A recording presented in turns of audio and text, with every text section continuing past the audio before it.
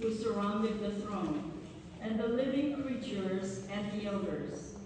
They were countless in number, and they cried out in a loud voice, "Worthy is the Lamb that was slain, to receive power and riches, wisdom and strength, honor and glory and blessing." Then I heard every creature in heaven and on earth, and under the earth, and in the sea, everything in the universe cry out, "To the one who sits on the throne and to the Lamb, be blessing and honor, glory and might, forever and ever." The four living creatures answered, "Amen." And the elders fell down and worshipped. The word of the Lord.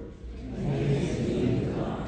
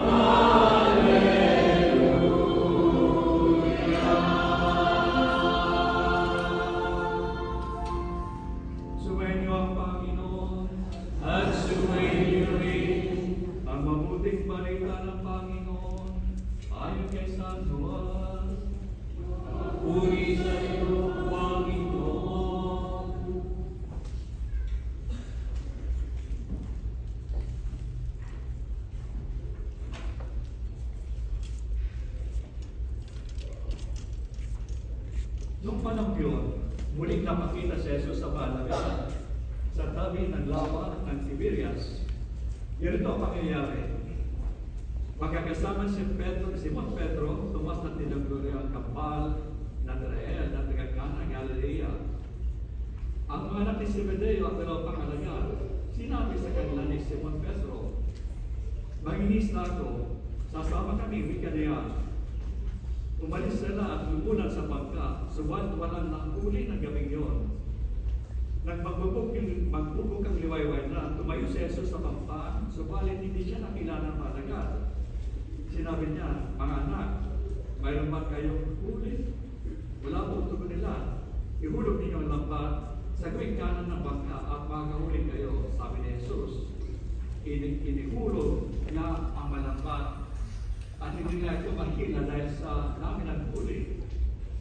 Sinabi niyo kay Pedro na alagad na minamahal na Jesus, ang Panginoon yun. Nang mahaling ito ni Simon Pedro, siya nagsuot ng damit sa pagkatsay kumaan at tumatot sa tubig. At kasama ang alagad at ay sumapit sa pampang, sakay sa munting bangka. Hinagila ang lampak ng puno ng isla. Hindi sa lagaan ang kalayo sa pampang, mga siyam na kung metro lamang. Pag-ahon nila sa pampang, ay nakikita sila roon ng mabagal na may islang nakaihaw at ilang tinapay. "Magdahagawin ko na ilang islang na huli ninyo," sabi ni Jesus. Kaya't sumampas sa pangkasi si Simon Pedro at hinila sa pampang ang lambat na puno ng malang isda, 153 lahat.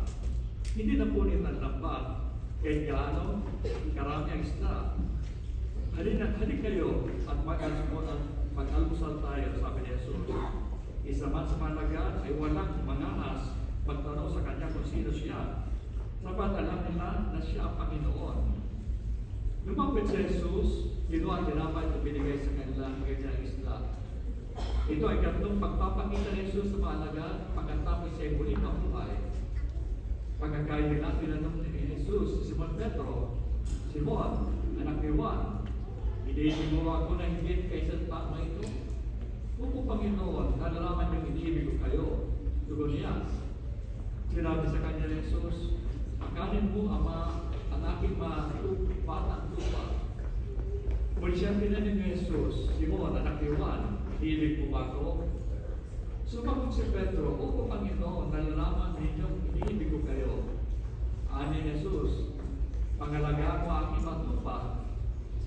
Natupunin na gano'n siya ni Jesus. Simon, anak ni Juan, ibig mo ba ako? Nalungkot si Pedro sapagat siya pagkatlong na siya tinanong, ibig mo ba ako? At sumagot siya, Panginoon, alam po ninyo ang lahat ng bagay. Nalaman niyong inibig ko kayo. Sinabi sa kanya ni Jesus, pagkanin mo aking matupa, tandaan mo, nung kabataan mo pa, ikaw ay magbibis ng iyong sarili at lumalakad ka kung sa ibig mo. Ngunit pagtanda mo, at iba magbibis sa iyo at dadalhin ka kung saan hindi mo ibig. Sinabi niya ito upang ipakilala kung paano mamatay si Pedro at sa gayon, mapaparagalan siya ng Diyos. Pagkatapos sinabi sa kanya Jesus, sumunod ka sa akin. Ang mabuting balita ng Panginoon, puri ka namin,